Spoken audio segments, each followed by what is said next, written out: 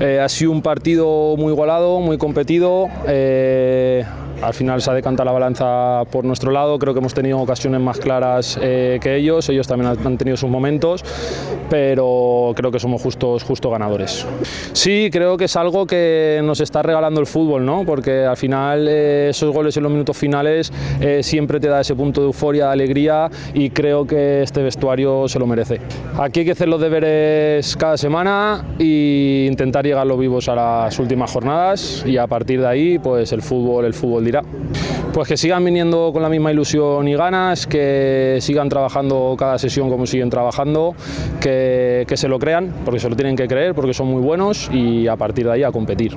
Pues llevamos 2 victorias seguidas en casa, que creo que es un plus a nuestro favor para terminar de estar convencidos de lo que somos capaces.